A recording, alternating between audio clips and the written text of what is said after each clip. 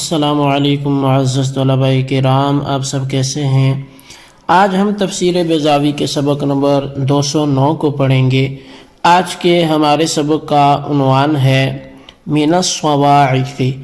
آج کے سبق میں ہم سب سے پہلے من الصواعق کا متعلق پڑھیں گے اور پھر من الصواعق میں جو من ہے یہ کون سا ہے یہ بھی ہم سمجھنے کی کوشش کریں گے، اور پھر اس کے علاوہ ہم جو صواعق کے لفظ کی لغوی تحقیق بھی کریں گے، یہ کس کی حوالے سے مفرد ہے، جمع ہے، اس کا معنی کیا ہے، اور اس کے ساتھ ساتھ پھر اس کی ایک اور قراءت بھی پڑھیں گے اور اس پر کچھ محاورات بھی لیں گے، اور پھر اس میں مزید جو اضافہ ہوگا وہ یہ کہ یہاں جو ایک تا ہے اور وہ تا کس مقام پہ استعمال ہوئی، کس معنی میں استعمال ہوئی اور کتنے معنی میں آتی ہے، یہ چیز بھی ہم سمجھیں گے۔ تو بہرحال بلا تاخیر ہم سب سے پہلے آج کے سبق کی عبارت پڑھ کے اس کا ترجمہ کریں گے، اس کے بعد جو اس کی وضاحت ہوگی اس کی جانب بھی بڑھیں گے۔ مصنف علیہ رحمہ لکھتے ہیں من الصواعق، کڑ کی وجہ سے، متعلق بیجعلون، یہ یجعلون سے متعلق ہے، ای من اجلها یجعلون، یعنی اس کڑ کی وجہ سے وہ انگلیاں اپنے کانوں میں ٹھونستے تھے۔ کقولہم سقاہ من العیمۃ، جیسا کہ اہل عرب کا یہ قول کہ اس کو شدت اشتیاق دودھ کی وجہ سے سیراب کیا۔ والصاعقۃ قصفۃ رعد ہائل معها نار لا تمر بشیء الا اتت علیہ، اور صاعقہ یہ اس خوفناک گرج کی سخت آواز ہے کہ جس کے ساتھ ایسی آگ ہو کہ جو کسی شے پر نہیں گزرتی مگر اس کو ہلاک کر دیتی ہے۔ من الصعق وہو شدت الصوت، اور یہ صاعقۃ صعق سے مشتق ہے اور اس کا مطلب وہ آواز کی شدت ہوتا ہے۔ وقد تطلق على كل هائل مسموع او مشاہد، اور کبھی اس کا اطلاق کیا جاتا ہے ہر ہولناک سنائی دی جانے والی شے پر یا دکھائی جانے والی شے پر۔ یقال صاعقته الصاعقۃ اذا اہلکتہ بالاحراق او شدت الصوت، کہا جاتا ہے کہ کڑک نے اسے ہلاک کر دیا، یہ تب کہا جاتا ہے جب وہ کڑک اسے جلا کر ہلاک کر دے یا سخت آواز کی وجہ سے ہلاک کر دے۔ وقرئ من الصواعق وهو ليس بقلب من الصواعق لاستواء كلا البنائين في التصرف، اور ایک قراءت میں من الصواعق کو من الصواعق بھی پڑھا گیا ہے، اور یہ قلب کے باب سے نہیں ہے کہ یہ صواعق سے بدلا گیا ہو، چونکہ یہ دونوں ہی کلمے تصرف میں متصرف ہونے میں وہ برابر ہیں۔ یقال سقع الدیک وخطیب مسقع وسقعته الصاعقۃ صاقعۃ، جیسا کہ کہا جاتا ہے سقع الدیک یعنی مرغ چیخا، اونچا بولا، اور خطیب مسقع بلند آواز خطیب کے لیے، اور صاقعۃ کے حوالے سے کہ سقعت ہو کہ اس کو بلند آواز نے کڑک نے ہلاک کر دیا۔ وہی فی الاصل اما صفۃ لقصفۃ الرعد، یا تو یہ اصل میں جو شدت آواز ہے اس کی صفت ہے اس گرج کی، او للرعد، یا پھر نفس رعد کی صفت ہے، والتاء للمبالغۃ، اور جو تا ہے وہ مبالغے کے لیے، کما فی الروایت، جیسا کہ روایت میں تا مبالغے کے لیے۔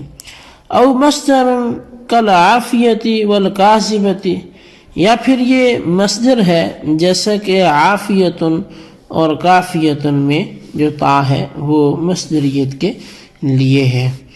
جی طلبہ کرام، یہ تھی ہمارے آج کی سبق کی عبارت اور اس کا ترجمہ۔ اب آئیے اب ہم اس کی وضاحت کی طرف بڑھتے ہیں۔ سب سے پہلے تو یہاں پر یہ بات ذہن میں رکھیں کہ من کی نوعیت من الصواعق میں کیا ہے۔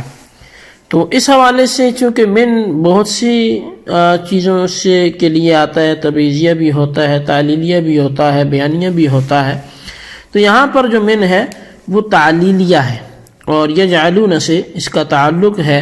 اور من تعلیلیہ وہ ہوتا ہے کہ جس کے ما بعد اس کے ما قبل کا سبب اور باعث ہو۔ تو اب یہاں پر جو ما بعد ہے من کا وہ الصواعق ہے، اور ما قبل جو ہے وہ یجعلون اصابعهم فی آذانہم ہے۔ تو ان کی انگلیاں کانوں میں جو ٹھوسنے کا سبب تھا وہ یہی وجہ تھی کہ وہ صواعق ہی تھا۔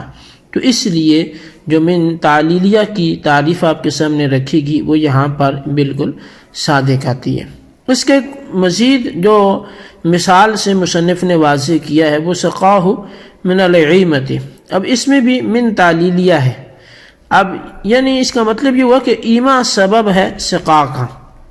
اب ایما یہ دودھ کی بہت زیادہ خواہش کو کہتے ہیں، جس طرح کے پانی کی زیادہ خواہش کو ایما وغیرہ کہتے ہیں۔ تو مطلب یہ کہ جو سقا ہے اس کا سبب وہ من کا ما بعد ایما بنا ہے۔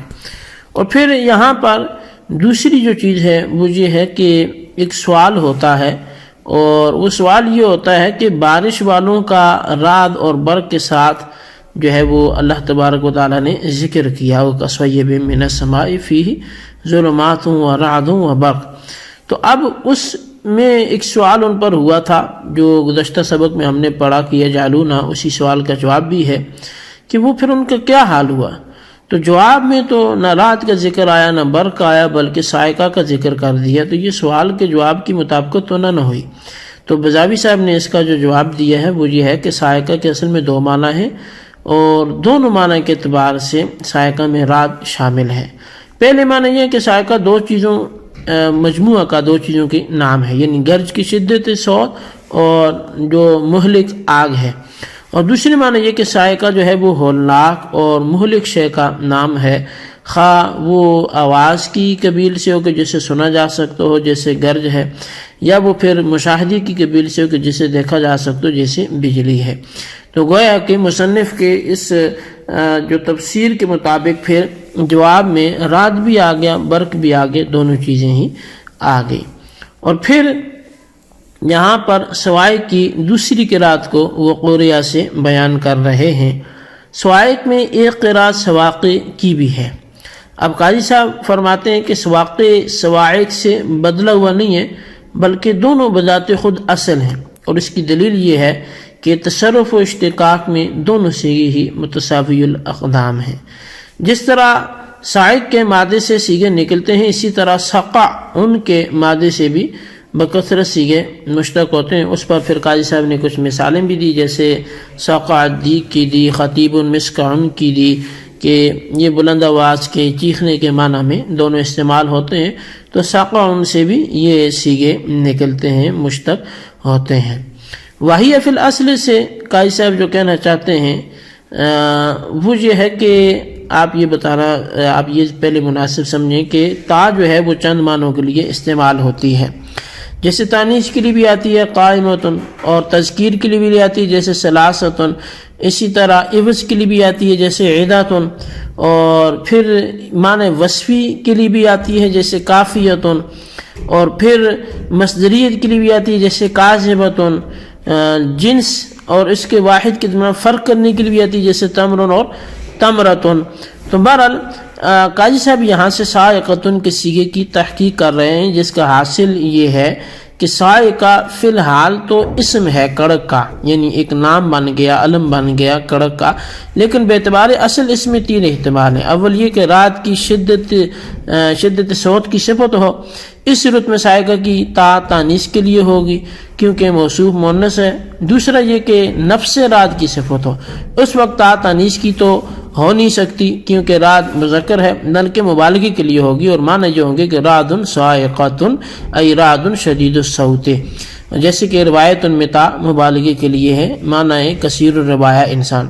اور تیسرا احتمال یہ کہ مصدریہ ہو، اور پھر اس کی یہاں پر جو ہے وہ تا مصدریت کے لیے ہوگی۔ تو بہرحال یہ 3 احتمال بھی تھے۔ تو اب ہم آج کے سبق کو یہیں پہ کلوز کرتے ہیں۔ آج کے سبق کو جو ہم نے پڑھا اس کی آپ وضاحت، عبارت، ترجمہ سارا اپنے پاس محفوظ رکھیں، بالخصوص آپ خلاصہ بھی تحریر کریں، ان سوالات کے جوابات بھی دیں۔ سوال نمبر 1 یہ ہے کہ من السوائق میں من کون سا ہے، اس کی وضاحت کریں۔ اور سوال نمبر 2 یہ ہے کہ وحی فی الاصل سے کیا بتلانا چاہتے ہیں، اس کی بھی وضاحت کریں۔ اللہ تبارک و تعالیٰ سے دعا ہے جو کچھ ہم نے پڑھا سنوں سے یاد رکھنے کی توفیق نصیب فرمائے، آمین بجاہ النبی الامین صلی اللہ علیہ وسلم۔